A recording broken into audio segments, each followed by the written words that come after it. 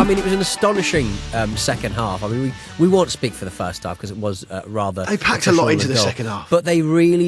You could just spread that out throughout the whole match. But it was an astonishing... I mean, Edison was shanking balls left, right and centre. That didn't necessarily help. But, I mean, you did sort of look at how the back four kind of transformed during the match.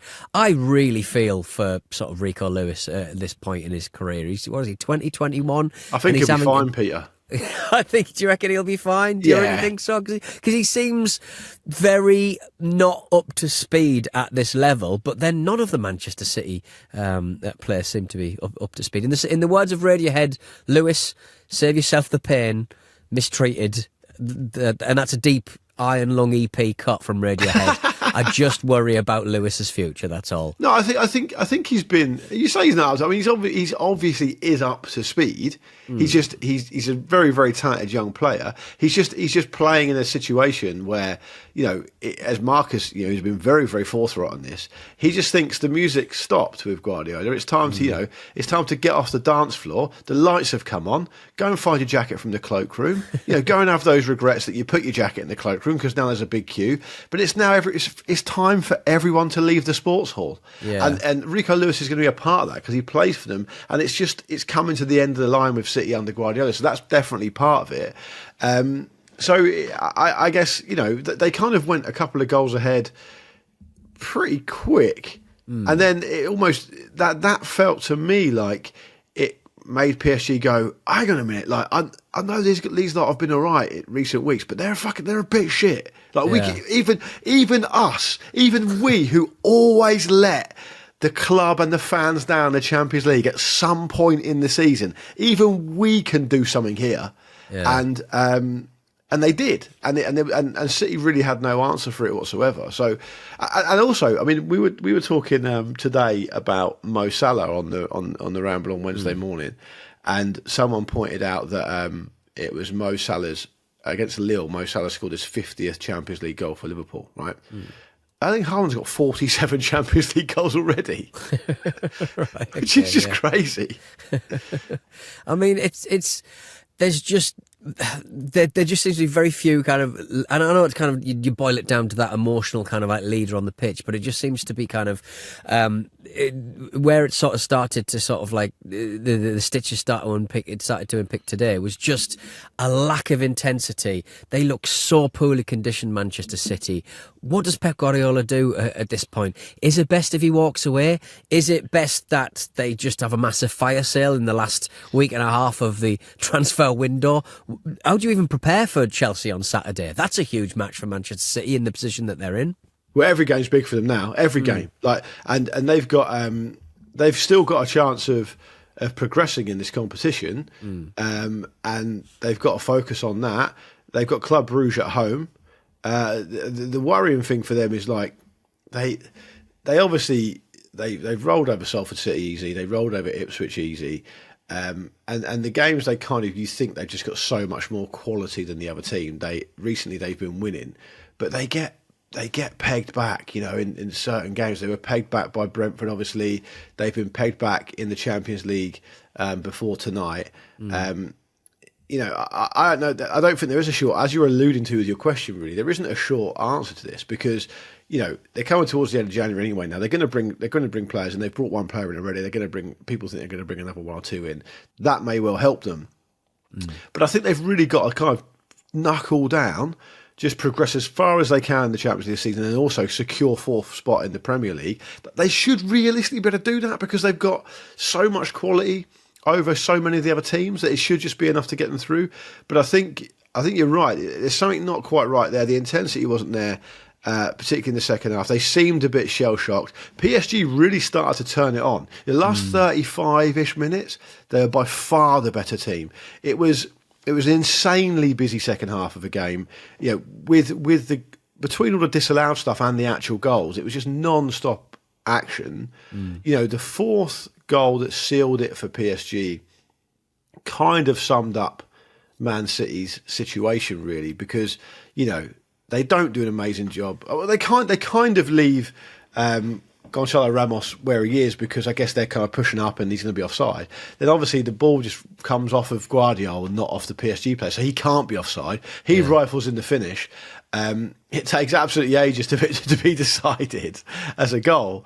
And you just thought, that sums it up. I think the way that you kind of see the defence, they seem to be in sort of two minds. Like, they have this high line, historically, that served them quite well, but they just don't seem to have the pace or the intensity to get back if that ever gets breached. And also, if the ball is in front of them and you've got an advancing player, they just seem to back off and back off and back off and allow teams to get a pass off, a shot off, and it just seems like proper basic stuff that like Pep Guardiola's kind of like, they seem heavy, these players, with knowledge and plans and information, so much so that I know it was quite rainy and it was quite a sluggish kind of environment to play football in, but obviously PSG had to deal with that as well. They just seem very sluggish and very sort of like they don't seem caught in two minds. They seem caught in one mind, but it's a bad mind, and it's a backing off, let the man have his shot kind of mind. But I think you summed it up quite well on the WhatsApp earlier, Pete, when you were saying to the guys, you were like saying they look like they're poorly conditioned, and that's what it comes across as.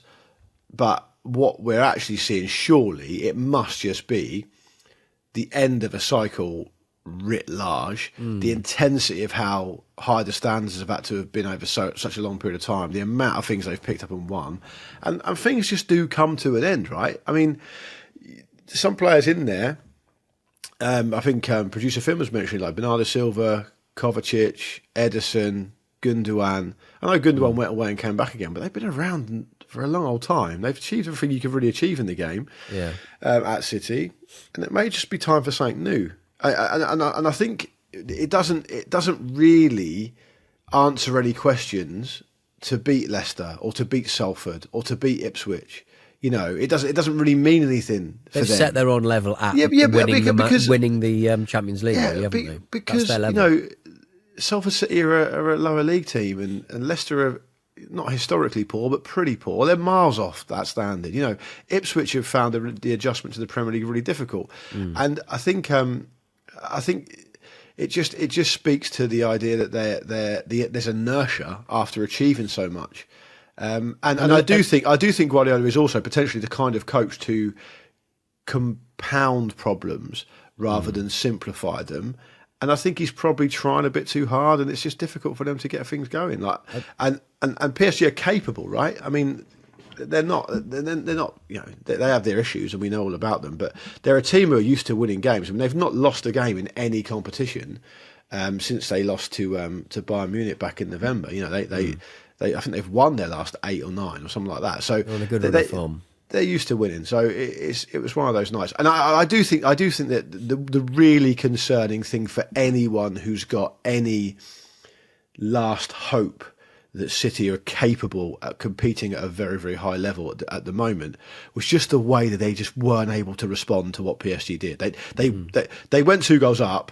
They didn't really even have time to decide whether they were going to try and protect that lead or keep on going or whatever, because literally 2 minutes later, Dembele scores to make it 2-1, and it becomes a completely different game. And then PSG go again and go again and go again. And it wasn't just the fact that it ended up 4-2. It was just the fact that João Neves come on and kind of run the show in a way that actually the way he plays is almost reminiscent of what Guardiola loves in a midfield player. If Bradley Barcola had the run of the pitch, Dembele comes on, and he's such an explosive player. Obviously, comes on relatively fresh. I think he's a bit of time out from injury, and he kind of has been eased back in, so he didn't start tonight. But he can hurt you, and they just couldn't respond. And what we're used to seeing from City is the idea that they're such a good team, they can control games. As I always say, what Guardiola is all about is just controlling as many controllables as possible. At the moment, they don't look like they can control anything at all. And that's the big concern. There's no way, based on what we've seen tonight, they can realistically compete consistently with the best teams. It's just as simple as that. I think I sort of made the point a few weeks ago when Man City were right in their big old stinking 2024-25 mire. It just seems like successive kind of transfer windows have come and gone, and there's a slight sort of arrogance to Pep's lack of acquisitions in sort of quite key areas, would you say? They just sort of think, well, we'll lose these players, these really, really big names, and we won't replace. I think it depends which way you look at it, right? Because I think it depends on sometimes I think it's reasonable to suggest that what Guardiola wants is something quite specific, and they have to be at a certain level. You've got to remember that a year ago, 2 years ago, they're literally the best club side in the world. So by definition, the pool of players that can improve them is going to be very small. And it's not that long ago, they're paying 90 million for Guardiola and 60 odd million for Nunez and another 60 million for Doku and, you know, whatever it was, like 30 million to make Kovacic permanent. You know, so they do spend money, I think, when they can get players they think is going to improve them. And of course, they're doing that this January as well, right? They're bringing in the young lad from Palmeiras, who I've not seen play, but they're bringing in Kusanov as well. And there's talk they're going to bring the Eintracht Frankfurt forward in as well. So they do it. I just think that it's not always easy to find players that are going to improve you when you're one of the very best teams. And I also think, by the way, now, I mean, you've alluded to it there, like maybe people do know what's going to happen with City and the punishment they're going to get. I don't know if they do, but if you're an agent and a player and you're talking about it, you're going, well, you know, do we definitely want to go there? Who's going to be the manager? What's the situation going to be? There's a lot of unknowns in there. You know, I know Guardiola's signed a new contract and he's contracted for a couple more years, but I mean, realistically, it's not going to carry on like this. You wouldn't have thought. So there's just a lot of unknowns. Is what I'd say to that. That re-signing just felt like a kind of guaranteeing their investment a little bit. And so he won't be able to go to a direct competitor, which he was probably never going to do anyway, because he's got interests in the international game. I think it's fair to say. Kyle Walker, he's a man who has been criticised this season, as a lot of Manchester City players have been. He's agreed a 12-month loan with AC Milan, which would you say the pace of that league probably suits him a little better? What do you think he'll be the fastest player in the league straight away? He might have. he needs a confidence boost because he's lost a little bit. Yeah, I think he might have a good time. I think it's a really interesting move, and I think Guardiola's comments were pretty kind of fair. I thought. Yeah, he said that he wants to do something new. He's been an amazing servant. It's impossible to imagine us achieving what we've achieved without him. His head's somewhere else. I saw one or two people trying to kind of manufacture a little bit of controversy around this. I don't think there's any controversy in it whatsoever. I think he's at the stage of his career where he wants to move on. The loan means that I think Milan are going to pay a load of his wages. He's clearly looked quite, I wouldn't say miles off it, but he's looked quite a bit off it in recent games for City. I think he's probably done there because he's 24-year-old Phil Foden looked off it tonight. Do you know? It's you just don't know. with Walker specifically, though, he's not an improving player. You can argue he's still good. He's not going to get faster, and he's not going to get better because of the type of player he is and the position he plays in. A little refresh for him, it makes perfect sense because if Guardiola moves on, realistically, the new manager is going to want their own players to come in, and if Guardiola stays, he's already said to him he wants to do something else. So it's new project time, and I don't think this used to happen quite a lot years ago, Pete. When players used to do good service to clubs, they used to better move on and go somewhere else, particularly if they're going abroad, because it wasn't seen as a competition and it wasn't seen to hurt the club. And I think this is just an example of that. What it does mean, though, interestingly, I think, is that it means that Milan now can't sign Marcus Rashford. Yeah, the Serie A rules dictate that clubs can only sign one British player a year. Is that to do with Brexit? It feels a bit work permity, doesn't it? It does feel quite interesting like that. The two Milan openers for the two Milan teams tonight, worth digging out. Rafael Leao's in particular, very, very good indeed. Both wearing quite confusingly coloured shirts as well, as were Man City in this match. Absolute fruit salad monstrosity. Yeah, that shirt and that whole setup is fucking awful. It's just awful. Like the font, we talked about the font. It's terrible. The kit's terrible. Yeah. It's. I'll tell you what was interesting. Guardiola's touchline attire. He was so wrapped up, properly wrapped up on the touchline. It's freezing out there, for crying out loud. Yeah, but he's normally quite animated on the touchline. I was worried he had that big scarf on. He would just try to pull it tighter and tighter around his own neck.